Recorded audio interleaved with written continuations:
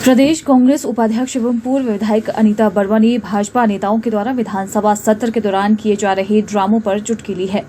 हमीरपुर में अनीता वर्मा ने कहा कि विधानसभा सत्र के दौरान विपक्ष के नेता विकास कार्य को दरकिनार करके बेतुकी राजनीति करने पर डटे हुए हैं। वर्मा ने कहा कि बीजेपी के नेता बताएं कि केंद्र सरकार के 10 सालों में कितने वायदों को पूरा किया गया है। वहीं प्रदेश सरकार ने 1 साल के भीतर 3 गारंटियों को लागू कर दिया है, बाकी भी जल्द ही पूरी की जाएगी। अनीता वर्मा ने कहा कि बीजेपी के विधायकों के द्वारा गारंटियों को लेकर विधानसभा में प्रदर्शन बेहद ही हास्यास्पद है। उन्होंने कहा कि वर्ष 2014 में पीएम मोदी ने चुनावों के समय में 15 लाख रुपए हर व्यक्ति के खाते में डालेंगे, नौजवानों को नौकरियां देंगे, भ्रष्टाचार मुक्त देश बनाएंगे, वो आतंकवाद को खत्म करेंगे। लेकिन बीजेपी बताए कि 10 सालों में कितने काम हुए हैं। उन्होंने कहा कि 1 साल में कांग्रेस ने 3 गारंटी को पूरा कर दिया है और प्रदेश में आर्थिक स्थिति ठीक नहीं थी।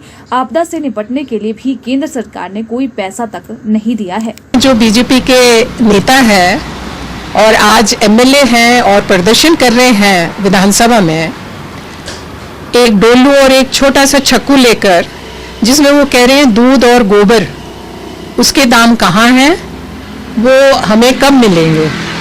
बहुत अच्छा प्रश्न मेरे भाइयों ने उठाया।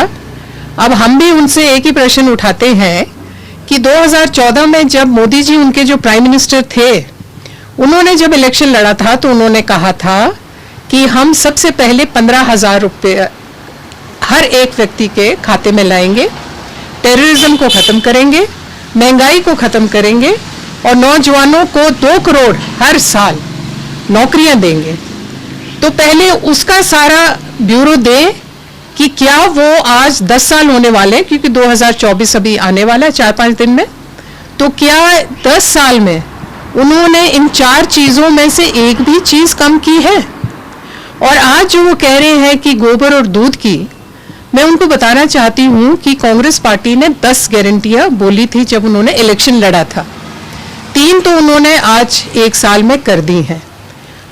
आपको पता है कि जब हमारे कांग्रेसी भाई सरकार में आए थे तो आर्थिक स्थिति जो थी, जो बीजेपी छोड़ के गई थी, वो आप सब जानते हैं। उसको पूर्ण करना और आगे जो आपदा आई थी, जिस आपदा को निपटने के लिए दिल्ली से कोई पैसे नहीं मिले, इन सब जो आर्थिक जो हमारे ऊपर एक दबाव पड़ा, उसको अपने ऊपर एक बड़ा दबाव समझते हुए भी हमने ये 3 गारंटियां पूरी की और आगे ये जो दूसरी 7 गारंटियां रह गई हैं, इनको भी जल्द पूर्ण करेंगे।